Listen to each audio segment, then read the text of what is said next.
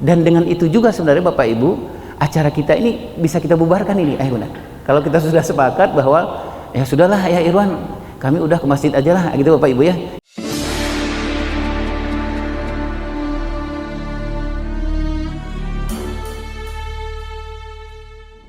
Anak itu miliknya Allah, harusnya diurus dengan cara-cara yang Allah inginkan. Jadi kalau selain itu berarti kita mengkhianat. Itu ya bunda. Jadi kalau anak milik Allah, saya nauzubillah min dzalik Pak, saya Bapak dan Ibu, saya hampir tiap kalau doa itu nggak kuat nahan air mata ya, nggak sanggup rasanya. Bagaimana nanti Allah tanya dia mulai Isa, anak laki-lakimu waktu usia ini apa yang kamu kerjakan? Di usia 0 sampai 2 tahun kamu memperbaiki bacaan Al-Quran atau tidak, gitu Bapak Ibu ya. Istrimu memperbaiki bacaan atau tidak, 0 sampai 2 tahun apa yang engkau istrimu masukkan ke telinga anakmu di usia 0 sampai 2 tahun, gitu ya. Itu Bapak Ibu. Di usia 8 sampai 15 tahun apa yang kau kenalkan Rasulullah, kelak-kelian Rasulullah, apa yang kau kenalkan pada anakmu, gitu ya. Di usia 7 sampai 18 tahun ada di dalam tarbiyatul aulad itu anak perempuan, dia harus mengenalkan kata Rasulullah SAW 4 perempuan dunia dan akhirat. Sudahkah wahai ibu kenalkan 4 perempuan ini kepada anak-anak perempuanmu di usia 8 sampai 15 tahun? Rasulullah SAW dalam hadis riwayat Ahmad mengatakan bahwa ada 4 perempuan yang kita kenalkan harusnya kepada anak perempuan kita. Kenalkanlah Bunda Maryam binti Imran, Bunda Khadijah binti Khuwailid, Bunda Fatimah binti Muhammad SAW, dan Bunda Aisyah binti Muzahid. Karena anak perempuan kita, tugas kita mendidik anak perempuan, salah satu yang paling utama itu hanya mengenalkan 4 perempuan ini, gitu Bapak Ibu ya. Bolehkah anak perempuan kita menjadi dokter terkenal? Boleh. Tetapi ketika dia menjadi dokter terkenal, pastikan dia tidak menzolimi suaminya. Kenapa? Karena kita sudah ajarkan kehebatan, keterampilan, keberbadian Bunda Khadijah binti Khuwailid. Nah itu mana Bapak Ibu. Nah baik, mudah-mudahan kita sepakat nih ayah bunda ya, di tengah kesibukan kita yang kita tidak tahu kapan Allah cabut nyawa kita, gitu ya. Baik. Nah yang kedua Bapak Ibu, kenapa kita bicarakan soal ayah ini? Karena amanahnya Allah itu punya anak ya, Bapak Ibu ya, jangan tinggalkan anak yang lemah. Gitu, setuju ya Bapak Ibu ya? Ini memang harus setuju nih, karena Al-Quran ya Bapak Ibu. Jadi kalau gitu, anak mana yang kita harus tinggalkan? Anak ini ayah bunda, anak tangguh ini. Nah ini cirinya anak tangguh ini, yang usia psikologisnya lebih maju dari usia biologisnya. Bapak Ibu bisa lihat di sirah contoh-contohnya Bapak Ibu ya. Zaid bin Sabit, Usamah dan lain-lain itu berapa umurnya biologisnya, berapa umur psikologisnya. Jadi kita ini Bapak Ibu cari pergi pagi pulang sore pulang malam, target kita cuma satu, anak kita itu usia psikologisnya lebih maju dari usia biologis. Itulah sebabnya kalau ada anak Bapak Ibu usianya kelas 4 SD ke atas, habis dia makan di meja makan itu piring nggak dia bawa ke belakang, urus tuh Pak Bapak Ibu. Gitu. Kenapa? Karena target kita adalah dia usia psikologisnya harus lebih matang dari usia biologisnya. Itu target kita. Ayo udah. Nah, baik. Kemudian ayah dan bunda yang dimiliki Allah Subhanahu wa taala, di yang ini Bapak Ibu bisa baca ini Bapak Ibu ya di sirah. Contohnya anak yang tangguh ini banyak sekali contohnya di sirah. Zaid bin Sabit, Usamah, dan contoh sejarah-sejarah ya, Muhammad Fatih dan lain-lain itu. Ayah bunda ya, usia biologisnya, usia psikologisnya lebih matang usia psikologisnya. Nah yang ketiga Bapak Ibu, kenapa kita membicarakan soal ayah ini? Karena ini yang terjadi ya Bapak Ibu, tokoh kita ini, tokoh saya sebenarnya Bapak Ibu, saya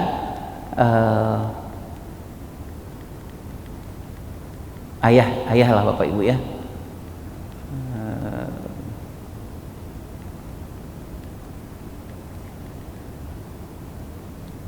Ya, jadi kita sudah sepakat ya ayah bunda ya, bahwa di dalam ayat ini banyak ulama menyatakan ini sebenarnya lebih kepada ditekankan kepada para laki-laki Bapak Ibu ya, kepada ayah. Nah persoalannya adalah sekitar beberapa bulan sebelum pandemi Allah mudahkan saya untuk ikutlah beberapa kegiatan soal parenting di konferensi parenting di Brussels terakhir beberapa pandemi. Hasilnya masih menempatkan Indonesia pada posisi ketiga negara yang kekurangan ayah itu Bapak Ibu, yang disebut dengan fatherless country. Dia punya banyak ayah di Indonesia, tetapi ayah yang hanya hadir secara fisik tapi nggak hadir secara psikologis, ayah yang nggak mencontohkan sholat subuh ke masjid, gitulah Bapak Ibu, ayah yang tidak memenuhi bahwa setiap hari seenggak-enggaknya anaknya melihat ada contoh baik dari ayah. Nah, jadi anaknya fatherless country ini adalah anak ayah yang anak berayah ada berayah tiada gitulah Bapak Ibu ya. Ada ayahnya secara fisik, tapi memang enggak ada ayahnya secara psikologis. Atau ayah yang mengatakan ke istrinya, "Dek, aku nyari uang aja ya, Dek," gitu. Padahal tadi Bapak Ibu amanah kepada kita 5 ya, tidak hanya mengurus cari uang, tapi ngurus spiritual juga, emosional juga, intelektual juga, sosial juga. Gitu Bapak Ibu ya. Nah, fatherless country ini Bapak Ibu ciri-cirinya 3 ini. Nah, 3 ini. Yang pertama itu dampaknya adalah kepada istri. Jadi ayah yang hanya mencari uang, tidak berperan untuk urusan-urusan spiritual, intelektual anak yang lain-lain, dampaknya kepada istri. Nah, sering orang menyebutnya dengan ini Bapak Ibu ya, serumah tapi enggak sejiwa. Jadi ketemu sama setiap hari dengan pasangannya di rumah gitu, ketemu fisik setiap hari, tapi mereka udah nggak ketemu secara jiwa sebenarnya. Hati mereka nggak ketemu Bapak Ibu. Agenda sedunia mereka sama, tapi agenda sesurga mereka nggak sama. Gitu ya Ibu. Susah misalnya istri mengatakan ke suami, "Bang, aku kangen banget dengan abang mengimami aku sholat qiyamul lail bareng-bareng." Kata suaminya, "Aduh aku capek deh." Gitu. Jadi agenda sesurganya udah susah gitu Bapak Ibu ya. "Bang, aku pengen banget satu hari itu atau waktu biasa 1 jam 2 jam kita baca Al-Quran berdoa yuk." Nah gitu Bapak Ibu ya gitu ya. Itu agendanya udah nggak sama, nggak nyambung Pak. Jadi mereka serumah secara fisik tapi udah nggak sejiwa gitu ya. Mereka agenda sedunianya sama tapi agenda surganya nggak sama. Ayo. Nah inilah yang menyebabkan ayah bunda yang dimiliki Allah Subhanahu wa taala 1 jam di Indonesia itu ada 50 orang yang berpisah. Jadi bukan orang yang berproses berpisah, tapi orang yang sudah berpisah gitu Bapak Ibu, yang sudah ketok palu gitu ya. Itu ada 50. Artinya ada 100 pasang suami istri 1 jam di Indonesia ini yang menjadikan anaknya anak yatim piatu gitu ya Pak. Gitu, 1 jam. Salah satunya apa? Karena persoalan rumah tangga sebenarnya ya Bunda. Perselingkuhan yang besar salah satunya adalah juga sebabnya ini. Salah satunya Bapak Ibu ya, perselingkuhan, KDRT dan lain-lain. Itu yang pertama. Yang kedua, ayah bunda adalah dampaknya ayah ini tidak berperan, namanya daddy issues. Daddy issues ini yang seperti teman-teman di media lebih tahu dari saya. Ini resmi nih Bapak Ibu. Di Indonesia ini anak-anak yang usia setara dengan kelas 2 SMP sampai tingkat perguruan tinggi tingkat 3, tingkat 4 itu anak perempuan yang sudah melakukan hubungan suami istri di luar pernikahan itu angkanya mendekati 70%. Ini bukan dari saya nih Bapak Ibu ya. Bapak bisa cek nih teman-teman di media. Ini resmi. Ayo. Apa sebabnya Bapak Ibu? Banyak sebabnya. Salah satunya adalah anak perempuan tidak punya tokoh ayah. Bapak Ibu, saya ngambil contoh nih. Anak perempuan itu kalau dia berdiri di depan ayahnya sebenarnya, dia mengatakan kepada ayahnya sejak dia berumur 6 tahun. Karena kematangan pertama di umur 6 tahun itu, anak perempuan sebenarnya dia sudah sangat siap. Dia katakan kepada ayahnya bahwa ayah, mulai 6 tahun ini bukan ibu lagi yang jadi personal in charge-nya, tapi ayah yang personal in charge-nya. Kata anak perempuan itu, di dalam tubuhku ini ada 10 ruangan. 10 ruangan. Aku tidak pernah mengizinkan ada laki-laki yang lain untuk masuk ke dalam ruangan yang 10 itu kecuali ayah. Nah gitu Bapak Ibu ya. Sambil contoh nih Bapak Ibu. Ini bagian sini ada ruang namanya laughing buat anak perempuan. Jangan pernah Bapak dan Ibu, khususnya Bapak, tidak mengisi ruangan ini. Kata Dr. Asobali mengatakan, wahai Bapak, kita yang sibuk yang bekerja ini punya anak perempuan khususnya 15 tahun ke bawah, jangan kurang 4 kali Pak, Bapak dan Ibu, untuk mengatakan sayang, mengatakan anak spesial dan lain, khususnya anak perempuan.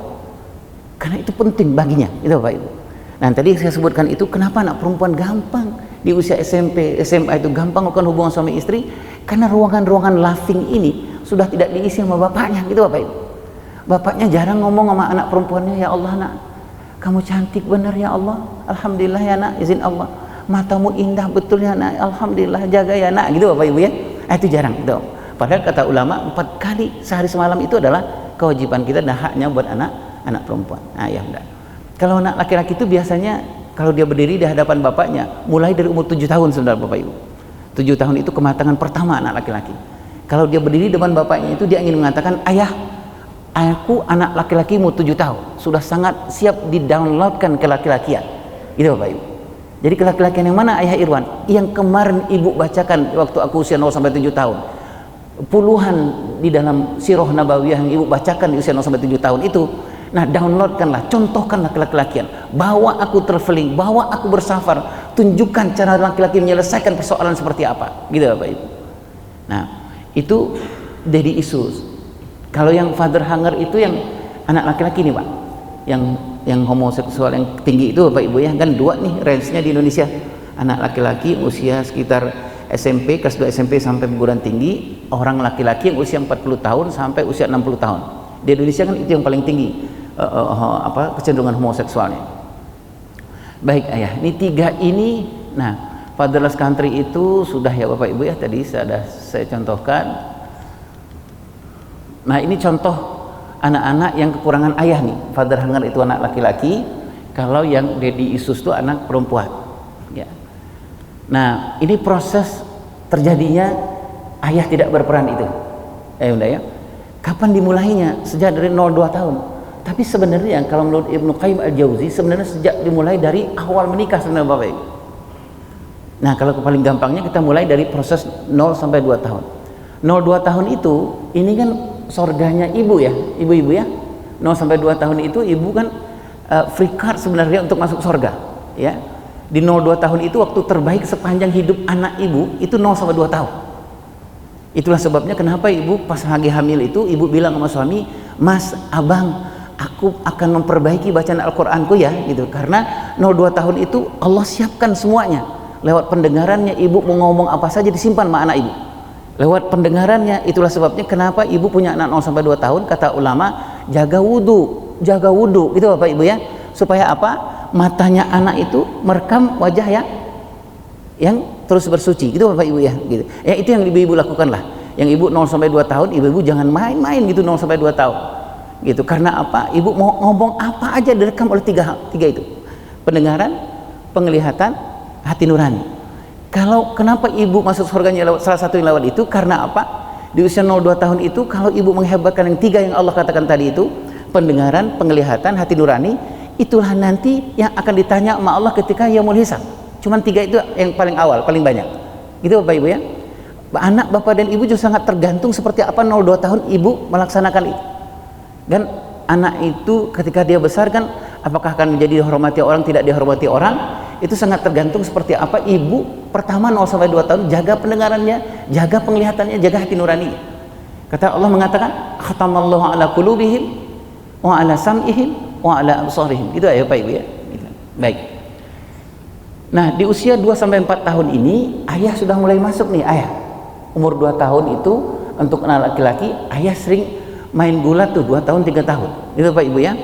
Nah, sebenarnya ketika main gulat dengan anak laki-laki itu, bapak sebenarnya sudah mengajarkan namanya tarbiyatul jinsiyah, pendidikan seksualitas, pendidikan kelaki-lakian, keperempuanan gitu Bapak Ibu ya. Jadi ketika main gulat itu anak laki-laki bapak 2 menit 3 menit normal, menit yang keempat kepala kita ditendang sama dia gitu Bapak Ibu ya. Nah, pegang tuh kakinya, bapak katakan kepada anak laki-laki bapak itu, mengatakan bahwa, "Mas, laki-laki muslim kakinya bukan untuk menendang," gitu Bapak Ibu. Ngerti anak kita? Nggak ngerti Pak, tapi dia simpan gitu ya Ibu ya. Bagaimana dengan anak perempuan ya Iwan? Biasanya kalau kita punya rumah pintu keluar itu anak perempuan, biasanya kita gantung tuh Pak di apa ya, sebelum dekat pintu itu kita gantung, namanya apa ya Bunda ya? Bunda kenalnya jilbab bergo ya. Jilbab bergo itu jilbab yang gampang bongkar pasang, yang kecil itu. Jadi kalau anak perempuan bapak ibu keluar, biasanya kita ngalangin ya. Terus kita bilang gitu, heb gitu ya. Anak perempuan bilang gini, "Aku mau main keluar." Iya nak. Nah, mulai itulah proses sebenarnya pendidikan seksualitas jinsiah itu kepada anak perempuan kita. Ibu dan bapak pasti duduknya begini, duduk, terus anak perempuannya ada di sini. Nah, bapak dan ibu harus touching, harus disentuhkan ke sini. Anak ayah, anak muslimah ayah, ini auratmu nak, disebut tuh ayah, dipegang mana auratnya itu, dan ini nak, kita malu, Allah suruh menutup aurat ini, pakai, nah gitu Bapak Ibu ya. Ngerti nggak anak kita? Nggak ngerti Pak. Tapi fasilitas yang Allah siapkan adalah menyimpan. Persoalan sekarang, apa yang kita simpankan pada anak kita, itu Bapak Ibu ya. Nah gitu Bapak Ibu. Itulah sebabnya kenapa di usia 2 tahun ke atas itu Bapak Ibu punya anak-anak, kalau azan kita bilangin, anak kita mau tidur kita bilangin gitu, "Bangun bang, sudah zuhur bang," gitu Bapak Ibu ya. Ngerti nggak anak 2 tahun zuhur? Nggak ngerti Pak, tapi dia simpan. Apa yang dia simpan? Namanya jam biologis, pembiasaan bangun di 5 waktu gitu ya udah ya.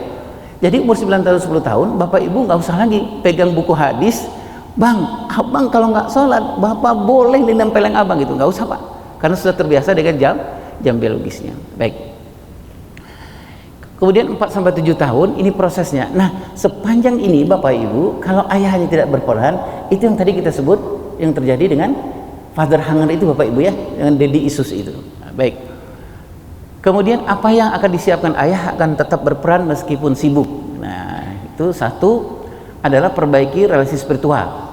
Seberapa besar melibatkan Allah dalam pengasuhan, dalam mengasuh anak, seberapa besar melibatkan Allah, terutama hubungan suami dengan Allah. Ibnu Qayyim al-Jauzi Abdullah Mubarak menyampaikan gini bapak ibu, ini maaf ya ibu-ibu, ini rahasia kami sebenarnya ya.